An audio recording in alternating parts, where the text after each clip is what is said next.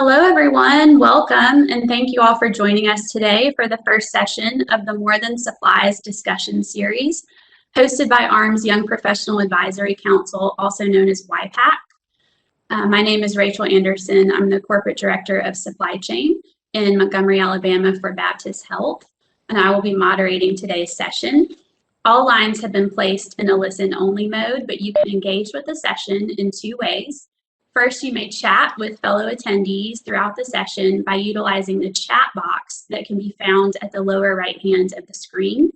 Second, you can ask questions for the speakers by typing them in the Q&A box. The Q&A box can be opened at the bottom right side of the WebEx browser by clicking on the icon with the three dots and clicking Q&A. The Q&A discussion will be held until the end of the session. After the session, please complete the presentation evaluation so AHRMM can improve this discussion series for you and other healthcare supply chain professionals. YPAC will be hosting quarterly free discussion series where a panel of supply chain leaders will engage in conversations on topics of interest within the healthcare supply chain. All are invited to join this conversation, and today is the first of these series. In today's session, we will be focused on topics such as leading in the field, forging a sustainable career path, establishing goals, and finding a work-life balance. We are thrilled to welcome today's panelists. Audrey Branyan is the Senior Strategic Sourcing Manager for MedStar Health System in Baltimore, Maryland. She is also a member of the Young Professionals Advisory Council. Laura Kowalczyk is the Vice President of Supply Chain and Support Services for UAB Medicine in Birmingham, Alabama, and she is also a member of the AHRMM board. Finally, we have Shermaine Pollard, who is the Director of Supply Chain Network and GPO Relations at MedStar Health. Thank you all for joining our panel session today. My first question is directed to you, Laura, and it's something that early careerists are very interested in.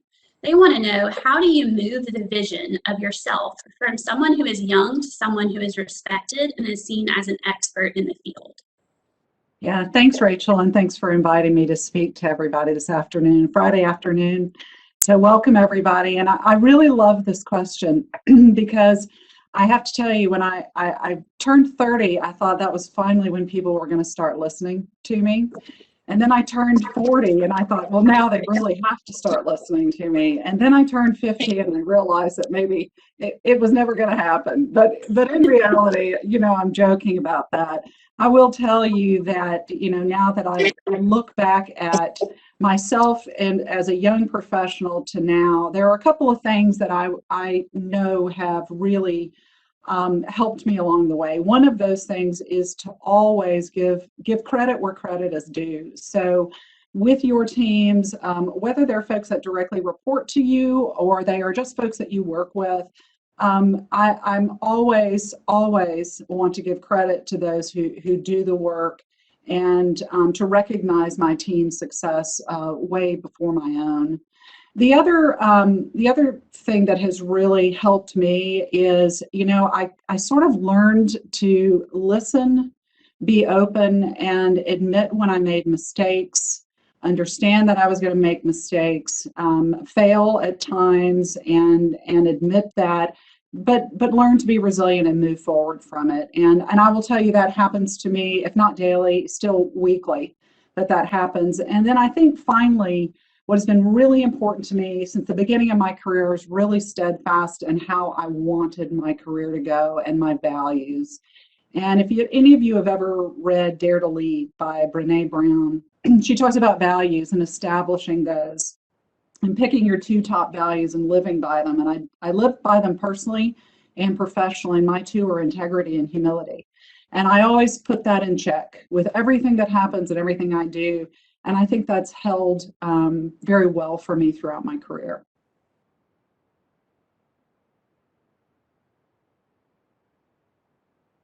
Of yourself from someone who is young to someone who is respected and seen as an expert in the field.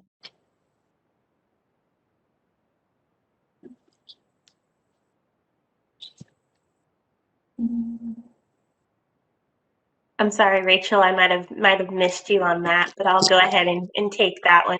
Thank you again for having me, and excited to join on behalf of AHRMM's YPAC. So being someone who is in my early 30s, I'm in the process of hoping to become an expert in the field and striving to continue to learn and educate myself.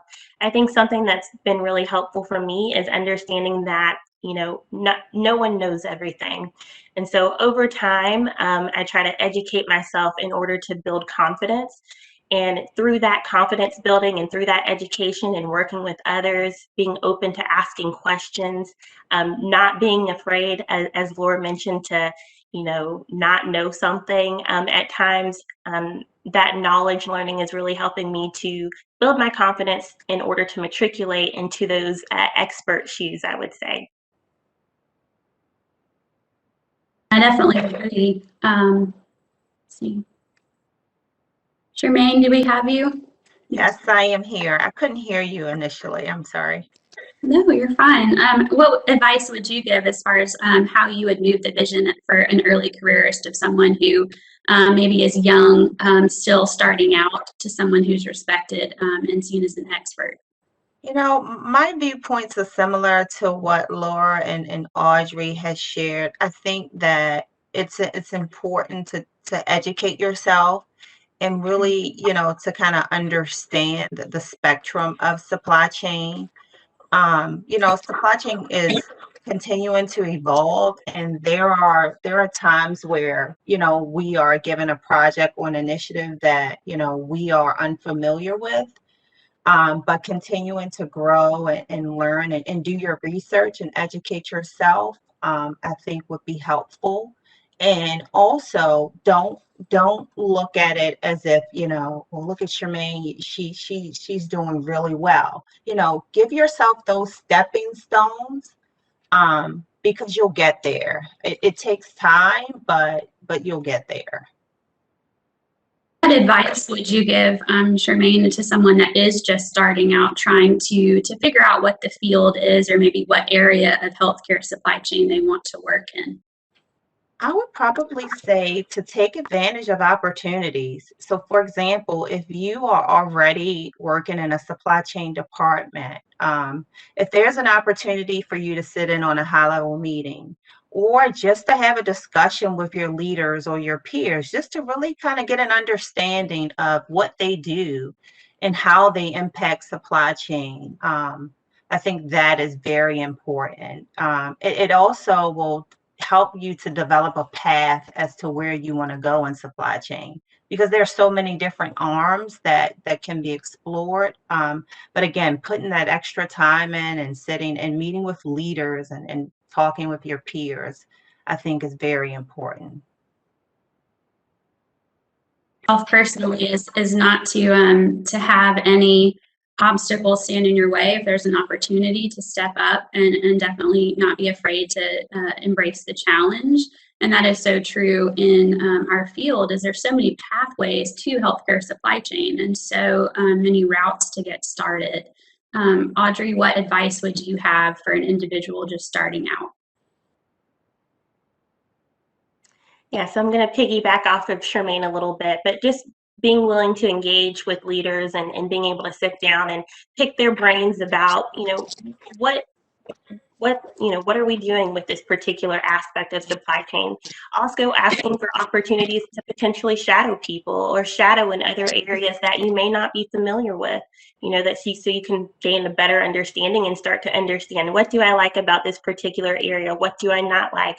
So that you can start to build, you know, and hopefully create some strategic goals for yourself. All right, this next question is for Laura. How do you balance your career, personal life, and your passions?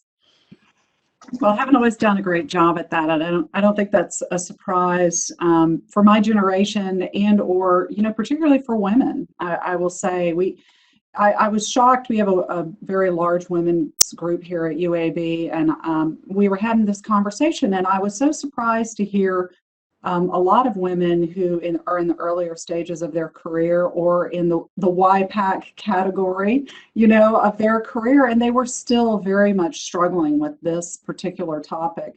And what I will say to you is two things. One is you are in control, and so take that control and just do it. And the millennial group is fantastic. You guys have taught me. I have two millennials. I have a 25 and a 27-year-old daughters. And, I watch them and it's non-negotiable, some of their personal time. They carve it out.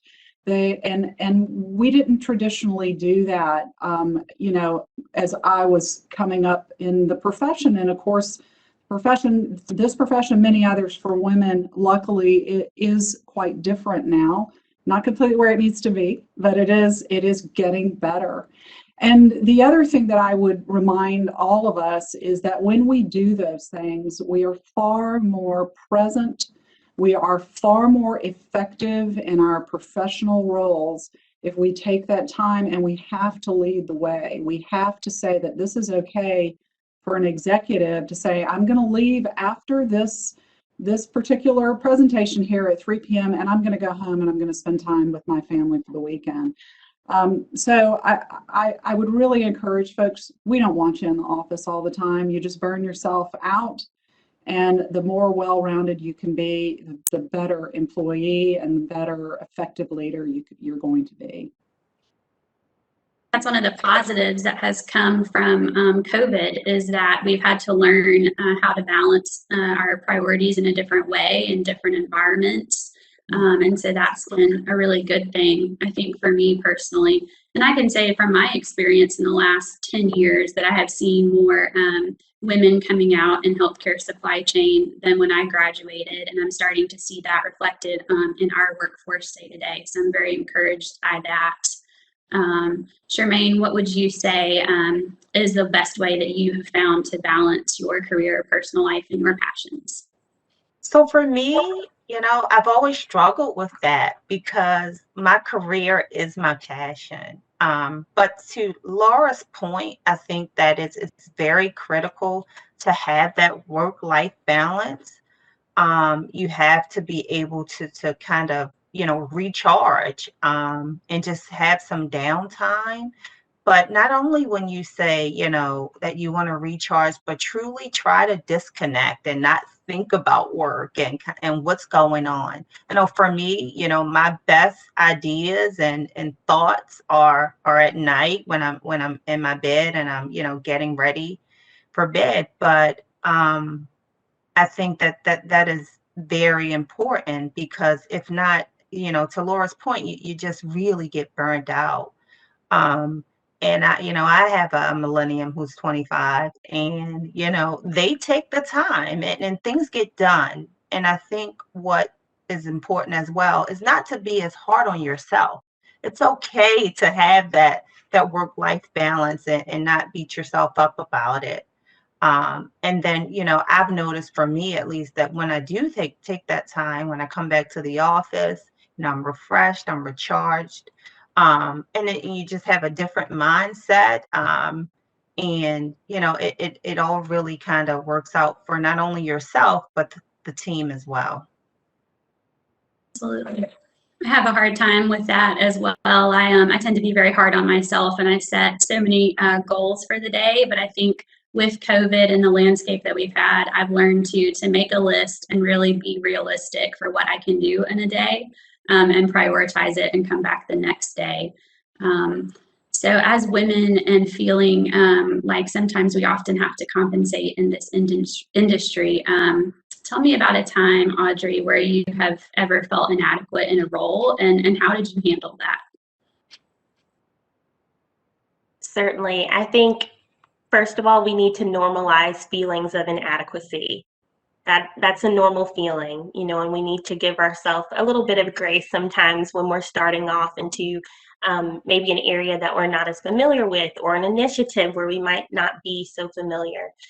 For me, really reaching out to others and engaging others in order to build my knowledge set really has helped with some inadequacy. Also, just doing the research myself, going online, Google is your friend all of the time. There's so many other resources these days that can be tapped into, in order to build that knowledge set. So I think, again, feeling inadequate is totally normal. And I wish that as society as a whole would really normalize that perspective and understand that it's okay as long as we're, kind of trying to build ourselves to a point where, we do have more knowledge in a certain area. Laura, would you have any advice or can give us an instance of a time where you felt inadequate in a role and had to handle that?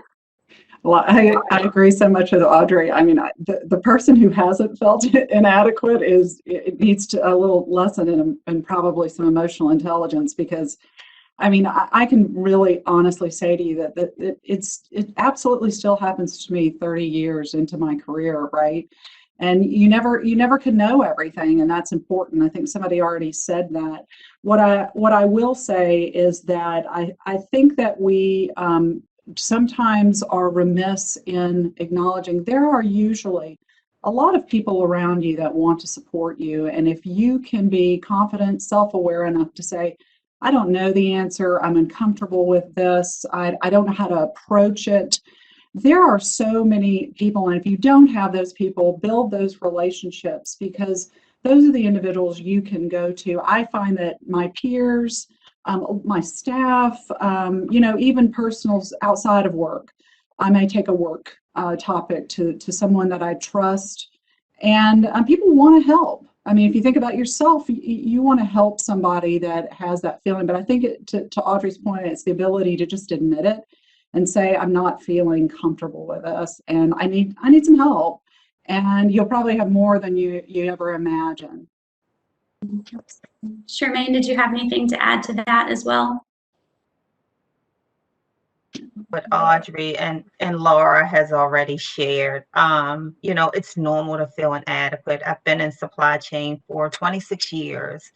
And to Audrey's earlier point, there are initiatives and projects that we are completely unfamiliar with, but we need to become the expert, right? We need to have those conversations with the stakeholders, with the suppliers, with our distributors. So I think it's important, to educate yourself. And again, understand that there are things that you just won't know. But by doing the research, putting the time in, you begin to build that confidence where that inadequacy, it goes away. And then also partner with a team member to say, hey, I know this is your area of expertise.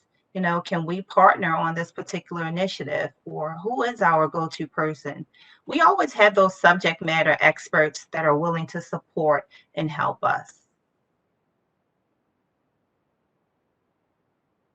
Really been turned upside down, and what our day-to-day environments and our job responsibilities look like has changed.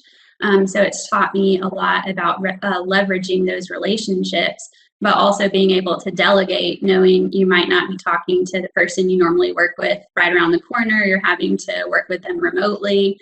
And so that's been a positive experience that I've learned from this. The next question is, what advice would you give to the next generation of female leaders? Laura, I'll start with you. Oh gosh. I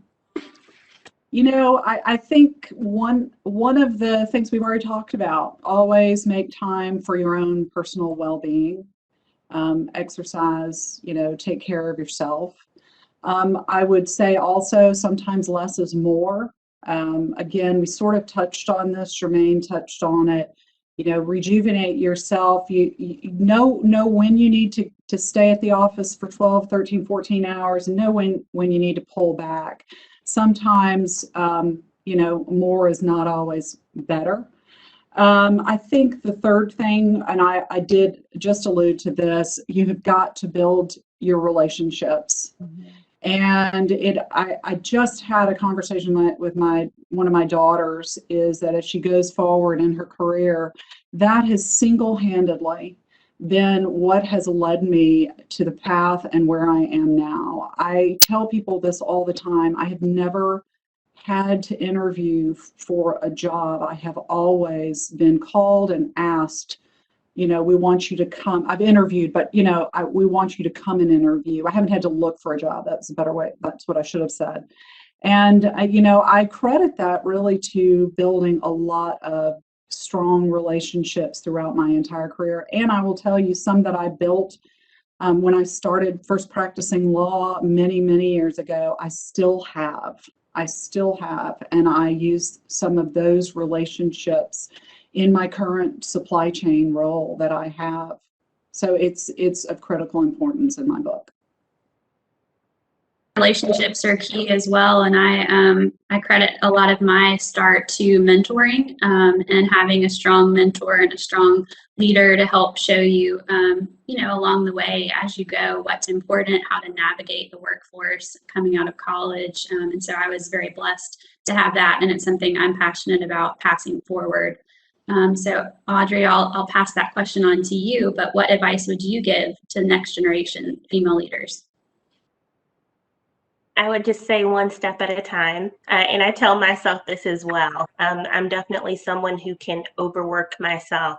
And I have learned from experience that you will burn yourself out, So this year for me personally has been a year of setting up my non-negotiables. And this goes back to a little bit of what Laura was speaking to earlier, of taking back control of your calendar, setting aside that time for yourself. Knowing when you need to take breaks. Also not being afraid to use your PTO time. That's something that I used to just build up, and I always felt like I needed to be there, just so that I could be learning, or, to give my opinion on a topic if necessary, or just to be present, to say like, I'm here, I've shown up. But doing that can really burn you out. And to Laura's point, less is sometimes certainly more. So I would say just setting those non-negotiables for yourself. Also just being aware that there are going to be some really great days, and then there are going to be some challenges that you run into, as a woman in the workforce. We still struggle today with things like misogyny, unequal pay for women in the workforce. Those are things that haven't changed, that are getting better, but things that you still might come into contact with.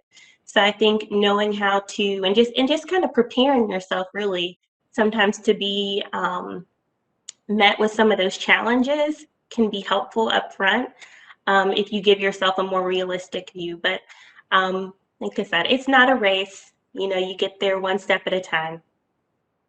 Love the word non-negotiables. I'm going to write that down and try to adopt that myself.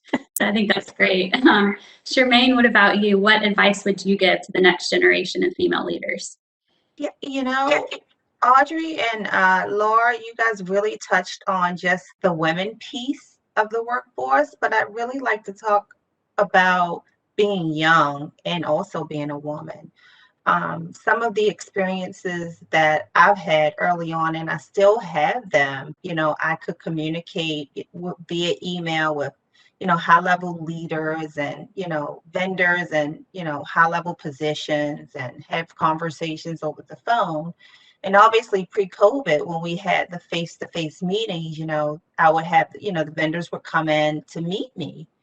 And when my admin would, say, John Smith is here to see you. So I always go out and greet the person, and I would say, hi Laura, are you here to see Shermaine? And the person would say yes, and they would look at me and I'd say, I'm Shermaine. And they look like, are you the same person I was just having a conversation with over the phone or via email?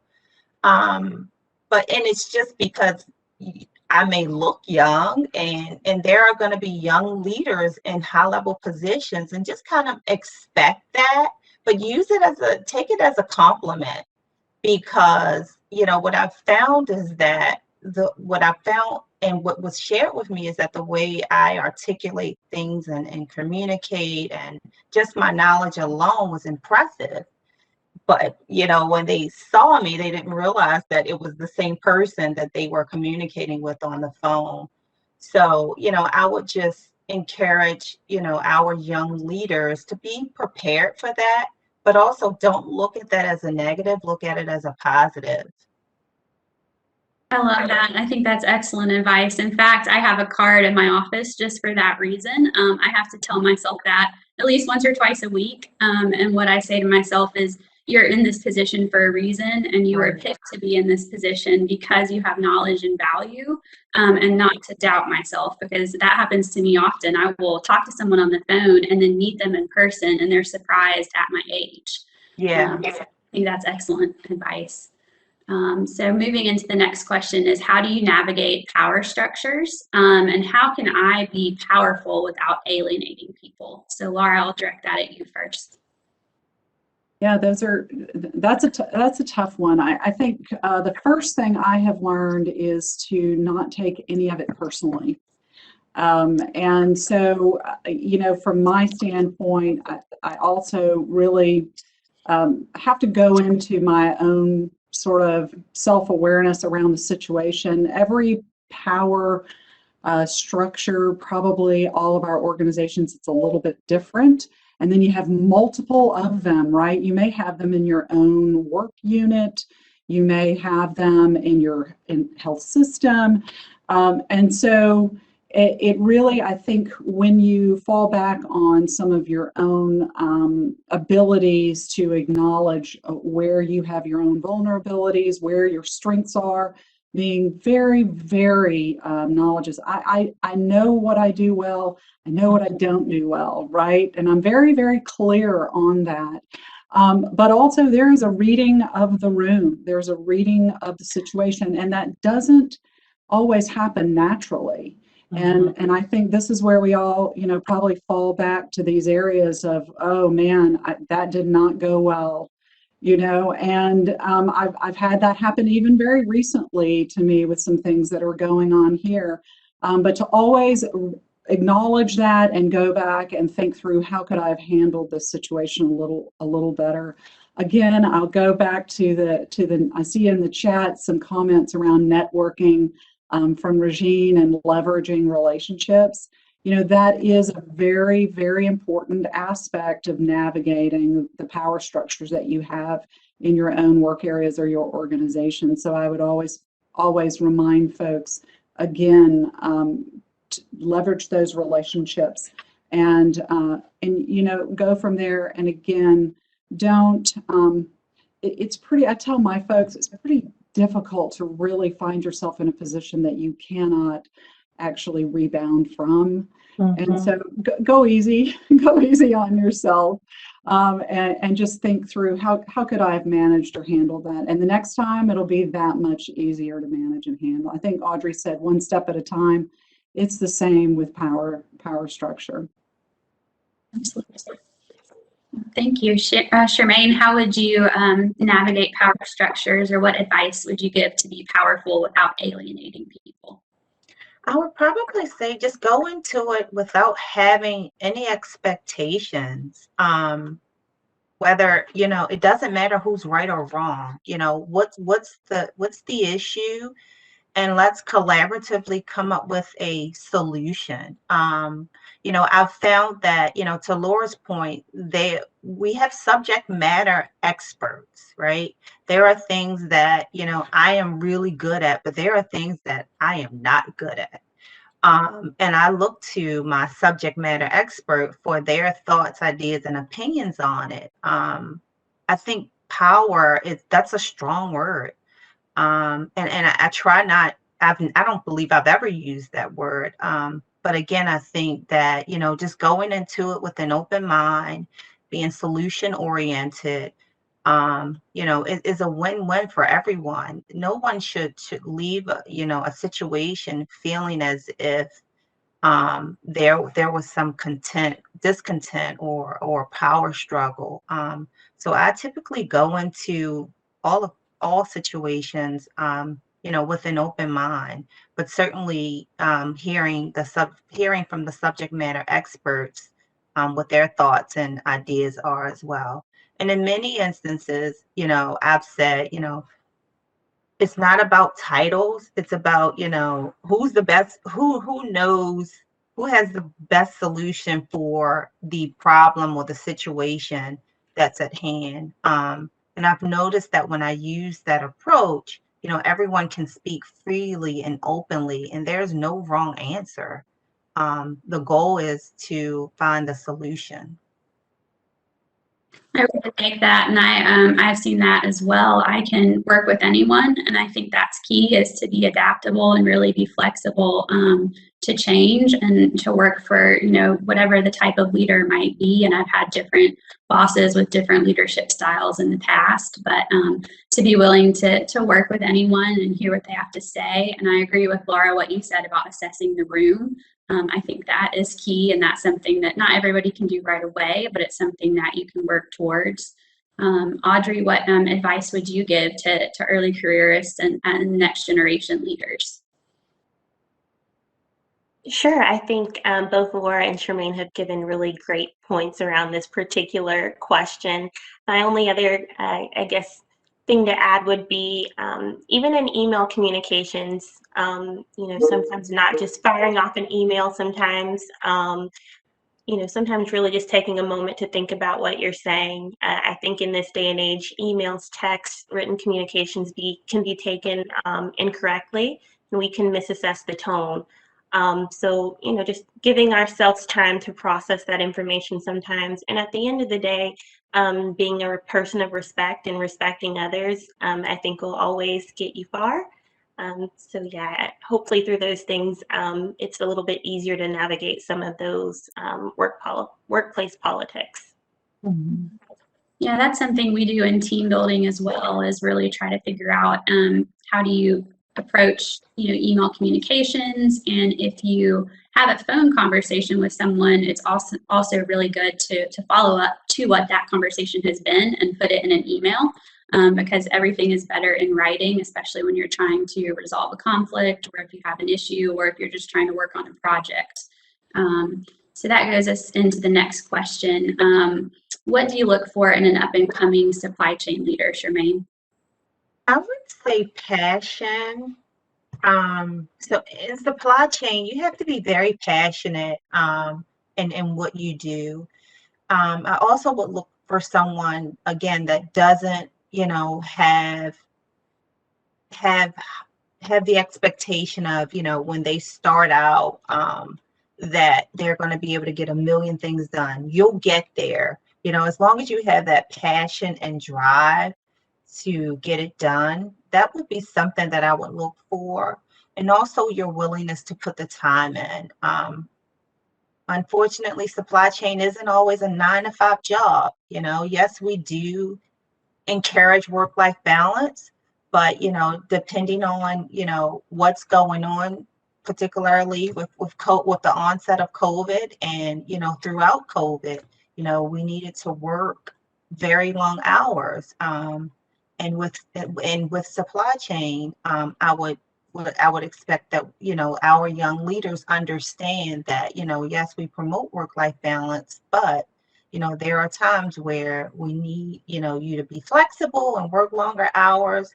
But if you have that passion and drive already in you, then it is not going to be that difficult to do as well. 100% agree with that. Laura, what are some experiences that you look for in a supply chain leader? What is ideal to you? Yes. So for me, I'm always looking for critical skills, critical thinking. And that's what I mean by that is an ability to take a problem and work it into a resolution. And that may be on their own, or that may be, the ability to coalesce a team that can attack an issue or a problem. Willingness to learn is critical. It's an ever-changing field, and especially we all know that now. And so for those that are open and willing to absorb and learn is critical in my book. The other thing I will tell you, if I am recruiting a supply chain leader right now in a critical position in our supply chain of our analytics department, and I've been looking at a lot of resumes, and I will tell you, when I'm looking for a leader, I am going to be looking for, it may not be necessarily 10 years of leadership experience, but what I want to see is that you have established a set of skills within a certain time frame, and that is effective communication, that is effective team building, and that is also effective leadership around conflict resolution. I'm a believer in healthy conflict, but it needs to be healthy conflict. And I do look for individuals who know how to manage that, because you cannot, I don't think you can be in any work environment, whether it's supply chain or any other, where you cannot manage healthy conflict around your environment. So those are some skills. We also, I will tell you, we are now have schools, as you know, Rachel, in Auburn, where there are literally supply chain degrees. That's great. You've got to have some of those other skills as well, other than just book skill. But we also are finding ourselves hiring a lot of former clinical individuals. So if you have worked in a surgery center or an ambulatory care, so a lot of those folks we're finding have a lot of good product knowledge in certain categories of jobs in the supply chain. And we have several who have come into the supply chain and have done a wonderful job just based on their past experience in a clinical setting. Shermaine and Audrey, I'm interested as well if you guys are seeing that in a clinical setting, if you're bringing in more clinical personnel to work on the supply chain side. Did you want me to take that, Audrey, or did you want to take it? Sure, go ahead. So I think certainly for MedStar, we have 2 service line leaders that were formerly in the sales field, and bringing that expertise over to supply chain was critical. One of the areas was cardiovascular and imaging. Formerly, he was, in the field as a sales representative, understood, the product categories, knew the games that the sales reps played, and just bringing that expertise over to supply chain was critical. In addition to that, our value analysis arm of supply chain, which is the clinical piece of it, just having our RNs on the supply chain team to review, evaluate, and research product is critical, particularly when we're having product standardization needs and having those discussions with our clinical team. It's very critical. So to Laura's point, not just having, those critical thinking skills and analytical skills, but bringing a whole different level of expertise onto supply chain is equally important. Audrey, did you have anything further you wanted to add? No, I think you did great with that. I do want to go back just as far as, Laura and Shermaine spoke towards what they would look for in an up-and-coming leader. And as I'm still in an early point in my career, I can say that I do look at other leaders to determine what type of qualities I need to work on within myself and things that I need to build within myself. And I would say one of the most important things, as I've been managed by several individuals at this point, is really character is key. Being a leader that I know that I can trust, I can openly communicate with without fear of reprimand just for stating an opinion. A leader that I know just has the whole team's best interests at heart. I think those are really important things, and those soft skills, because people can be trained. Critical thinking is very important. Gaining a knowledge set, that's something that can be learned.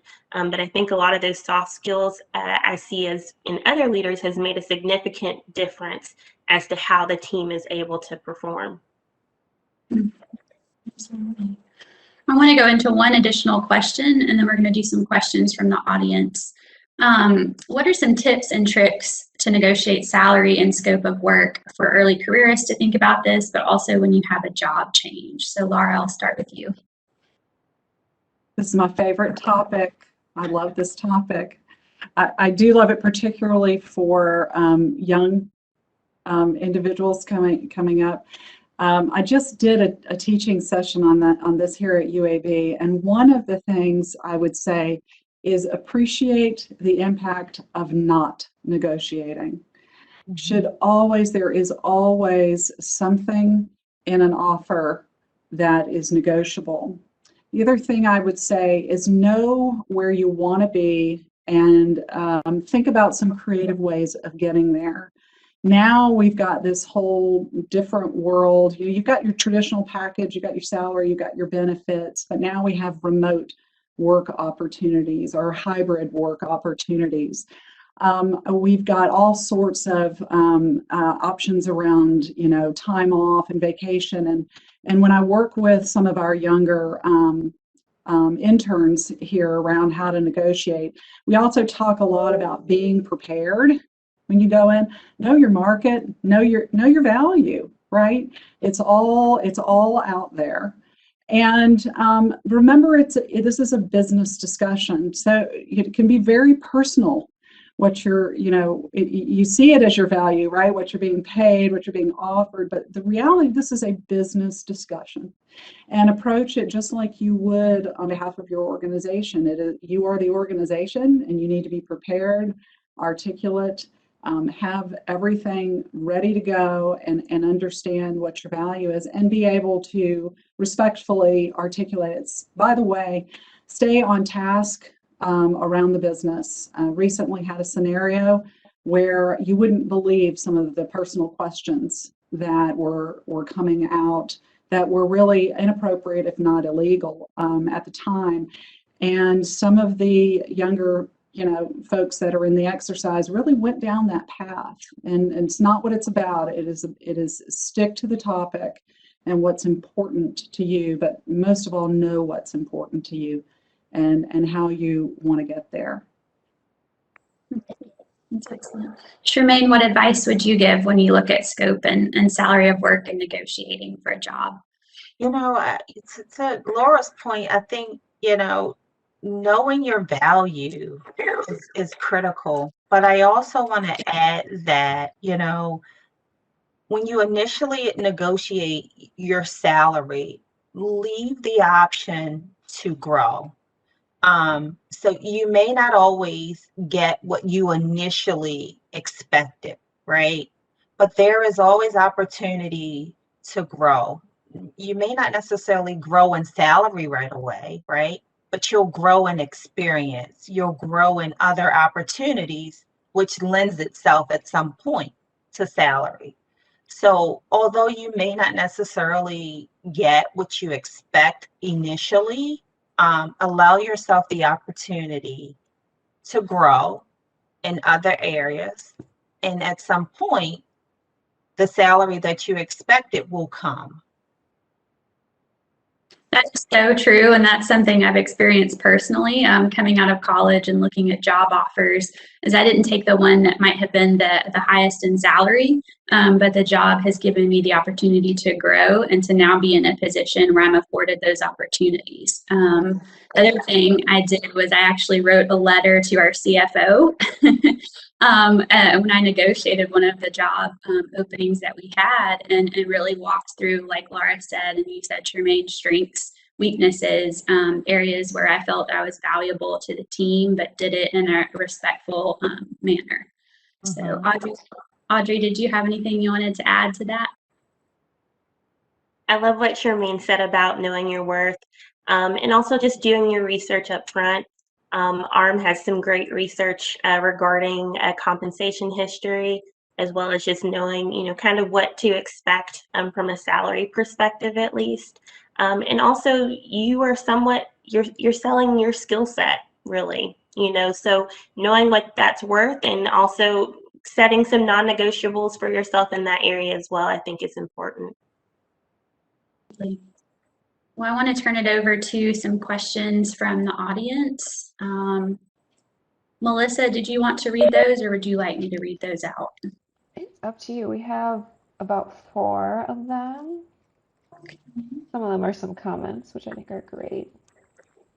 Okay, I think I can do that. The first one from Juliet is, in addition to what you learn at your place of work and from AHRMM, what area of education, whether it be Lean, Six Sigma, or other, has helped you the most in your day-to-day role?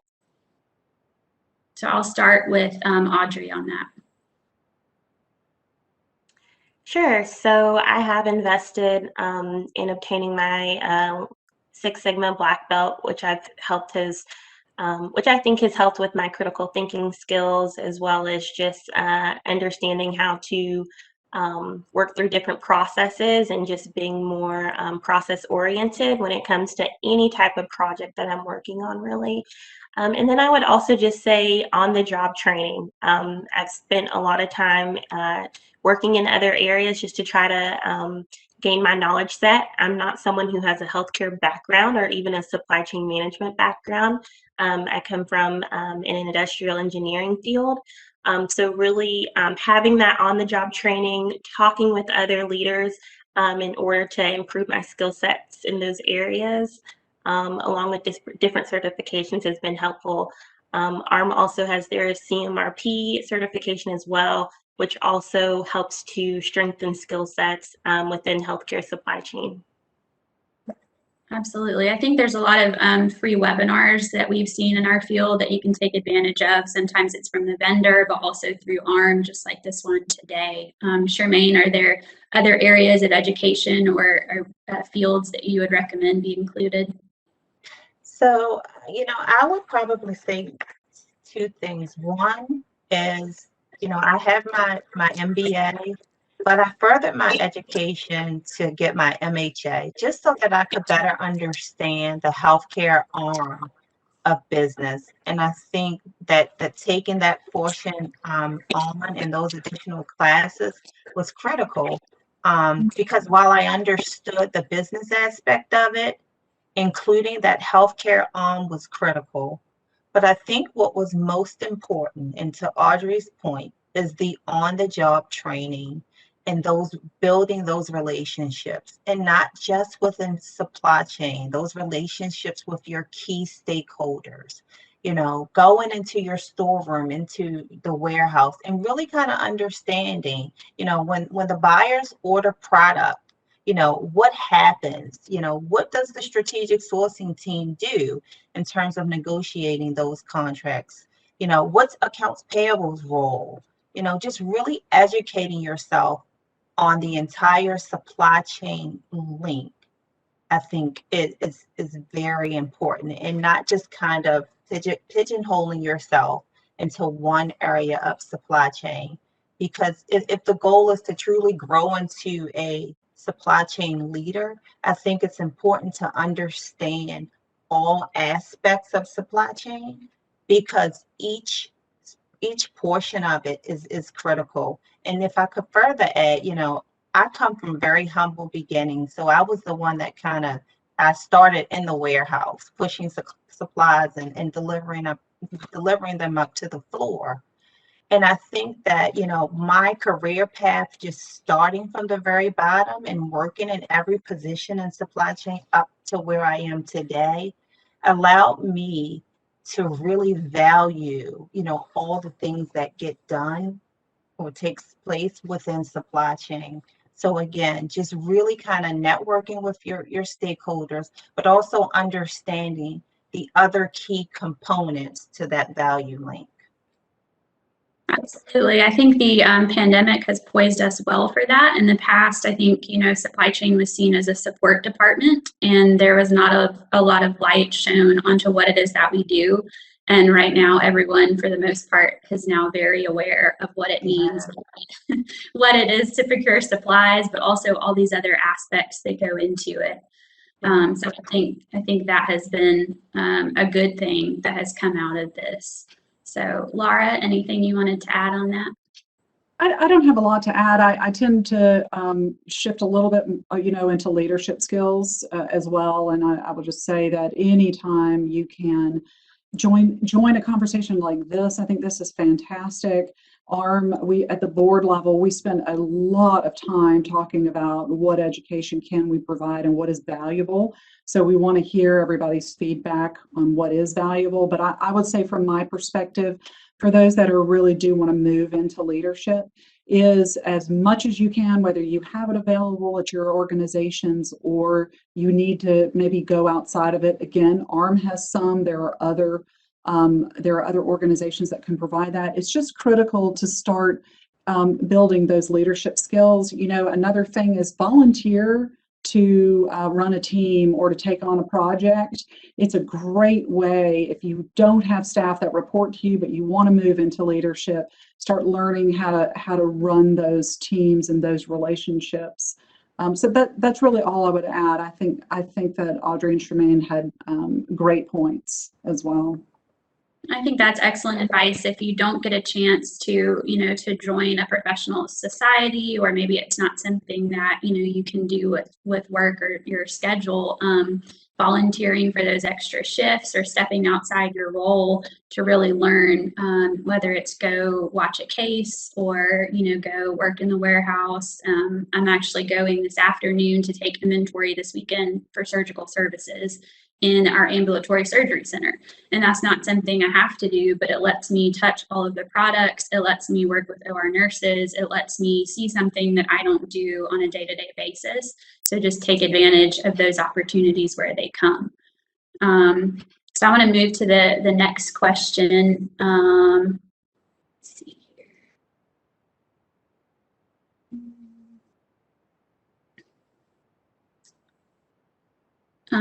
So Lisa said that she has found herself in a position of having to sacrifice work quality to deliver the volume of work that sometimes leadership expects.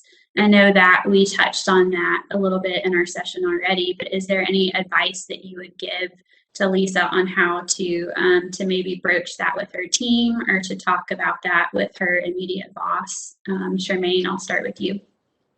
I would probably say definitely have a conversation with her boss, because there may be tools, there may be resources that can be pulled in to assist. My motto is focus on progress. Don't jeopardize quality. So certainly, if there is a concern, with quality, reach out to your leader, reach out to a peer. Perhaps there's a different strategy that can be taken, but certainly definitely, reach out to your boss, reach out to your leader to see if there's another path that can be taken, or can priorities be shifted? Perhaps, some of the assignments that you're given can be reprioritized, but certainly don't jeopardize quality over getting things moved along faster. I think one of the things I struggle with sometimes is letting my leader know if I am overwhelmed. And so I work on that, is speaking up and just saying, is there a way I can shift, maybe the projects that I have, or adjust this? And so part of it is being in an environment where you feel free to speak up and to realize that that's okay, that you don't have to always have it together 24/7. And sometimes we put pressure on ourselves to do that. So Audrey, did you have anything to add to that? Yes, I would just say I've definitely dealt with this in the past. I think it's important, though, to never go to your leader and say, I have too much work to do. I think it's good to, have a list, be prepared, talk about, the time being spent on each of the tasks, so that you and your leader can sit down and really walk through what can be prioritized, and take it from that aspect as well. I think, clearly defining roles and expectations, and also making sure that the person has the skills. Sometimes you may be doing something and it takes you twice as long, and there may be a better way to do it if you get some training. Yeah, absolutely. Melissa, were there additional questions in the chat? Nothing in the chat, but this question comes from Megan. Is there a particular investment in your career, educational opportunity? Oh, we kind of talked about this already. Well, this is a different point of view on it, but like the significant lasting impact on your career, any sort of mentorship, development, credentialing. She says there's so many opportunities out there, and it's difficult to know which one to invest in. So maybe each of you can kind of just highlight what you consider to be the most lasting impact. So educational opportunity or mentorship or something. I know it's kind of tough to figure that out. Audrey, is there something that you've invested in as an early careerist that you found helpful? Sure. I'll say my involvement in ARM has been very impactful, both at the state and national level. Being able to just talk with other individuals my age, and talk about our successes and also our struggles as we matriculate our careers has been very helpful. It can definitely be a sounding board, as well as looking for mentors within that organization as well, who you can have conversations with to help lead and guide. I know ARM does have a mentorship program as well, and a lot of different resources that can be tapped into that I've found to be very valuable. And what about you? Is there some advice that you would give as far as mentoring, or what might be the best way using your time and your resources? If you had to give some options for people to look into, would it be ARM, or has there been other professional associations or educational briefs, or maybe subscriptions, things that you've looked at? Yep. So for me, what really helped me the most was mentorship, to tell you the truth, because I was able to get that real world advice and experience. And then I was also able to talk to people that were in leadership positions and had some of the same feelings that I had as a young leader early on. And the feelings that I had wasn't unusual. Just kind of hearing them share some of their experiences. And even as a leader today, still having some of those same feelings and emotions as well. And what I gained from that is that it's okay, to feel a certain way, or, to feel as if, I need to grow into certain areas, because, after having several conversations and the messaging being quite similar, my takeaway was, again, this wasn't unusual. So again, that the mentorship with leaders, but also having those conversations with my peers as well, was very helpful for me. Laura, what would you add to that? I would just add to that, seek feedback. It's similar to the mentorship, but if you can be in a position where you can gain feedback, constructive feedback from other leaders, those that you either report to, you're around, you've worked around, or worked for me, that has been the most helpful in gauging the direction that I may need to take in my career. I'm on my third career, so I've had a couple of them. And, at this stage, I don't know that I would suggest a particular, educational track. Yeah, I'm a learner. Anything that you learn and better yourself, whether it's leadership or some of the emotional intelligence things that we've talked about, are very, very beneficial. But I do believe that it's other leaders and peers that can give you real, honest, trustworthy feedback as the best gauge, because a lot of times we just don't even realize how we may be perceived in certain scenarios and situations. Absolutely. I 100% agree with that. And I think for us early careerists, it's important to think about reverse mentoring, and don't shortchange what you might be able to pass on to someone else, to your peers, to interns, to students that are coming up, and really take the opportunity when you get a chance to mentor and work with someone else. So thank you all, Audrey, Laura, and Shermaine, for joining us in this discussion series today. We greatly appreciate what you have shared with us. And thank you everyone for taking your time to participate on this Friday. If you have additional questions, you can email ARM at ahrmm@aha.org. And please let us know what you think of the session by completing the survey, which will pop up as an external site after this session. I hope that you join us for our next discussion session, which is tentatively scheduled for June 25th. So I want to thank you all, and I hope that you have a great rest of the day and a great weekend. Thank you. Thank you. Bye.